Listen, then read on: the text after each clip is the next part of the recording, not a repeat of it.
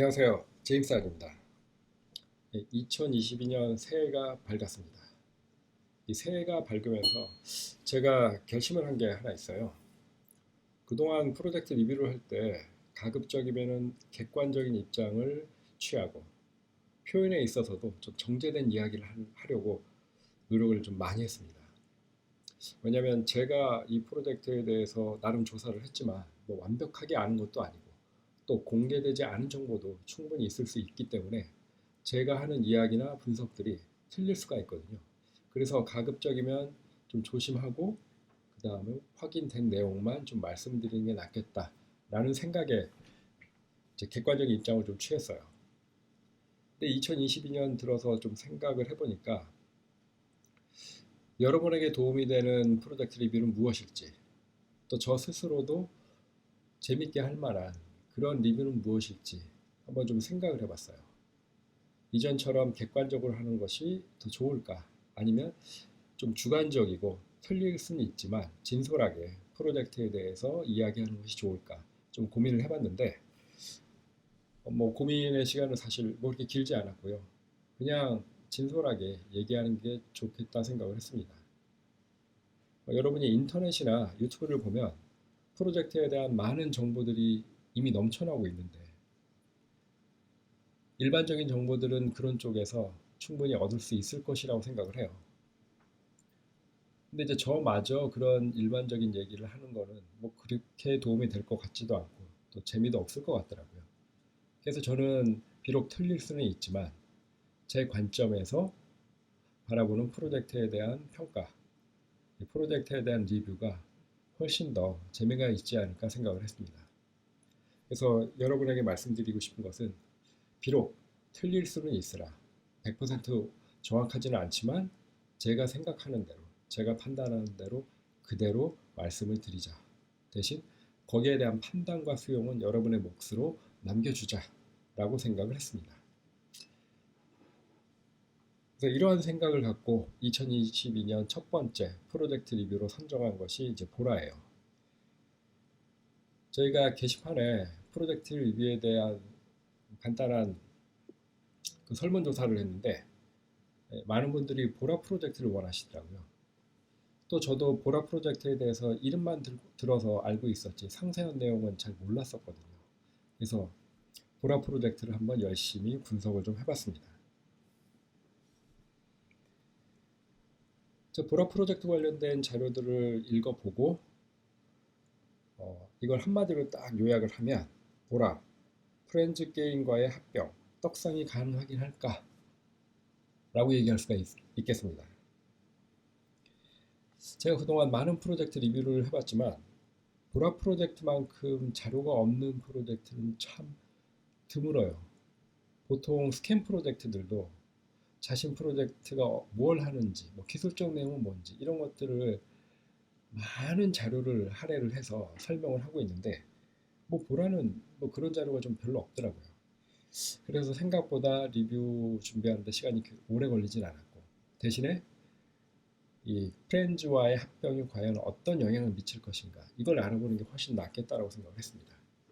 자, 그래서 그런 내용들을 좀 하나씩 보면 자, 보라 프로젝트는 그 블록체인의 문제를 해결을 하고 사용자 확대를 위한 이계층 체인 구조와 이계층 토큰 메커니즘을 활용한 DF 플랫폼이다 라고 설명을 하고 있습니다. 근데 뭐 이런 설명들보다 보라를 이해하는 가장 중요한 얘기 바로 이거죠. 보라는 이더리움 기반의 사이드 체인이었는데 얼마 전에 클레이튼 기반의 사이드 체인으로 바꿨죠. 고성능, 고기능의 장점을 갖고 있어서 가스비가 저렴하고 높은 퍼포먼스와 확장성을 가진 레이어 2 솔루션이다 라고 얘기를 하고 있습니다. 2021년 11월에 그 보라 토큰을 클레이트 토큰으로 스왑했기 때문에 뭐 이제는 이더리움을 위한 레이어 2 솔루션이 아니라 클레이를 위한 레이어 2 솔루션이다 라고 이해하시면 충분할 것 같습니다.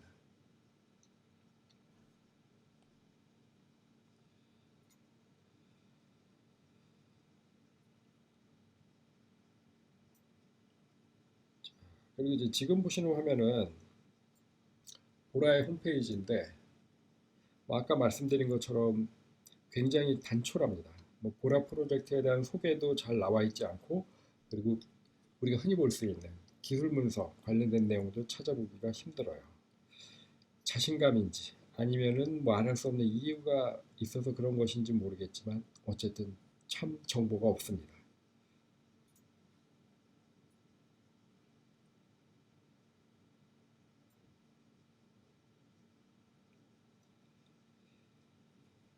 얼마 전에 보라코인의 가격이 급격하게 상승을 했는데 그 이유가 바로 여기에 있죠.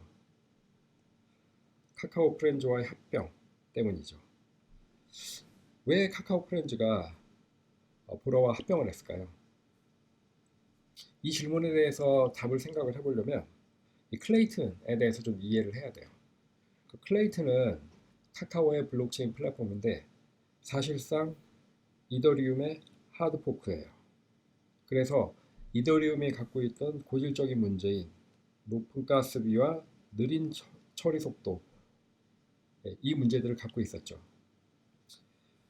클레이튼이 앞으로도 발전하기 위해서는 이더리움의 레이어 2 솔루션과 유사한 것이 클레이튼에서 동작을 해야 되는데 마침 국내 프로젝트인 보라가 이 문제를 해결하기 위해 레이어 2 솔루션을 개발을 하고 있었던 거죠. 그래서 클레이튼과 보라가 협력을 해서 기존의 이더리움 기반의 레이어 2 솔루션이었던 보라를 클레이튼으로 바꿨다라고 생각을 합니다. 그리고 또 블록체인 관련된 개발 인력을 구하는 것이 상당히 쉽지가 않은데 뭐 보라에서는 관련된 인력 뭐 몇 년 동안 지속적으로 개발하고 있는 그 개발 인력을 갖고 있으니까 만약에 합병을 하게 되면 기술도 없고 인력도 없고 일거양득이기 때문에 카카오 프렌즈 입장에서는 굉장히 매력적인 합병이었다고 생각을 합니다. 이제 반대로 보라 프로젝트 입장에서는 레이어 2 솔루션으로 전 세계에 자리매김을 하려고 하면 기존에 우리가 잘 알고 있는 폴리곤이나 뭐 루프링 이런 프로젝트라고 경쟁을 해야 돼요. 기술적인 면에서도 우월함을 보여줘야 되고 그리고 또 생태계 규모 확장에 있어서도 어느 정도 성과를 보여줘야 됩니다. 하지만 이게 그렇게 만만한 일은 아니죠.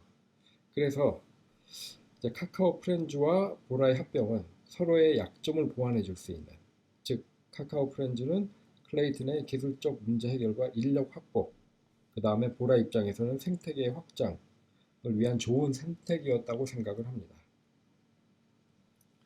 뉴스에서 밝혀진 바에 따르면은 이제 카카오 프렌즈는 NFT와 P2E에 집중한다고 얘기를 했고, 이제 보라가 이런 부분에 충분한 기여를 할 수 있을 것이라고 생각을 합니다.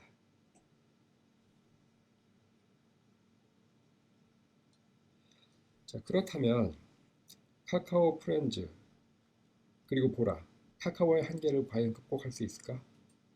이 두 개 회사가 합병을 하는 것은 시너지 효과를 분명히 만들 수 있을 것이라고 생각이 돼요.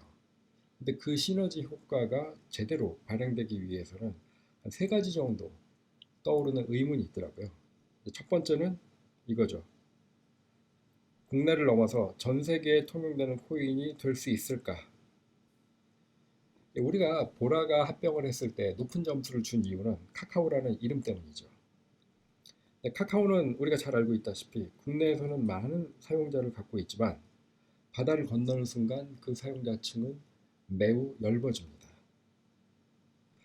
보라코인의 가치가 올라가기 위해서는 보라코인이 국내에서만 활용되는 코인이 아니라 전 세계적으로 활용되는 코인이 되어야 하는데 이거는 쉽지 않은 문제죠.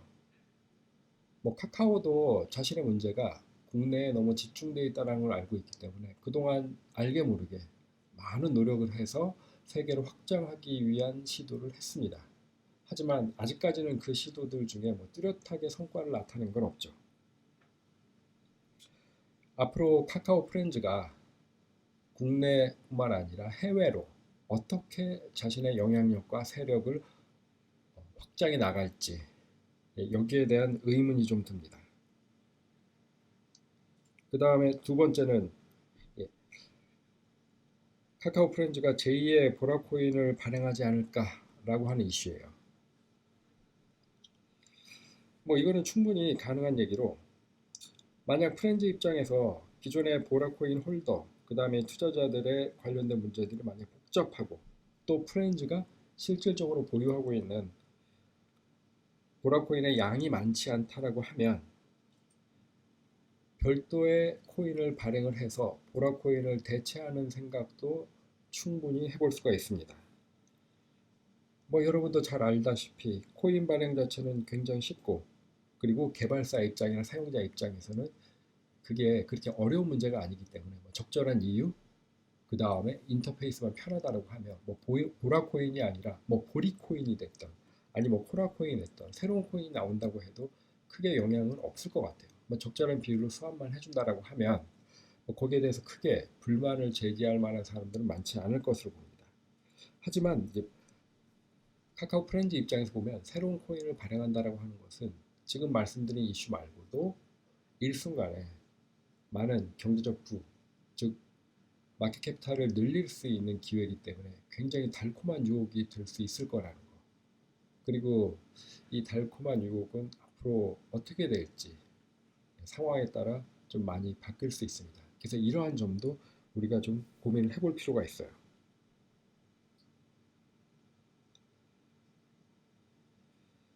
그리고 세 번째는 이거죠.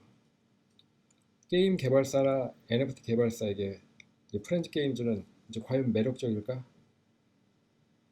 자, 만약에 여러분이 능력 있는 개발사 입장이라고 하면 P2E 게임을 만드는 데 있어서 두 가지 선택지가 있다고 생각을 해봅시다.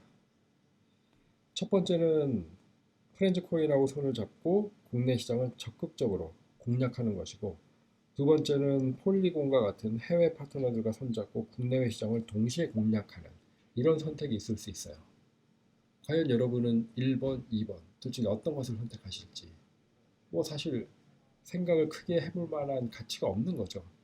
카카오 프렌즈에서 뭔가 확실한 것을 약속하지 않는다라고 하면 폴리곤이나 루프링 같은 기존의 레이어 2 솔루션에서도 여러 가지 당근책을 많이 제시하고 있기 때문에 카카오 프렌즈의 손을 언뜻 잡고 싶은 생각은 별로 안 들 겁니다. 그리고 이거는 좀 상당히 의외였는데 2022년 프렌즈 게임의 매출액이 72억이더라고요. 카카오라는 이름에 비해서는 매출액이 좀 많이 작습니다. 그만큼 사용자층이라든가 성공한 게임이 아직은 많지 않다라는 얘기를 우리가 알 수가 있는 거죠. 그래서 이제 끝으로 이 보라코인에 대해서 말씀을 드리자면, 뭐 블록체인은 아직 젊고 역동적이기 때문에 오늘과 내일의 모습이 매우 다를 수 있어요.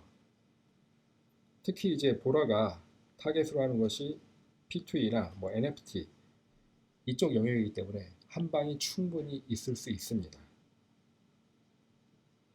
뭐 아직까지는 두 회사가 합병한 지 얼마 안 됐고 보여준 것이 없기 때문에 뭐 섣부르게 판단하기보다는 이들의 합병이 뭔가 시너지를 보여줄 만한 기사들이나 내용들이 나타났을 때 그때 보고 판단해도 늦지 않다라고 생각을 합니다. 이상으로 보라코인에 대한 리뷰를 마치도록 하겠습니다. 감사합니다.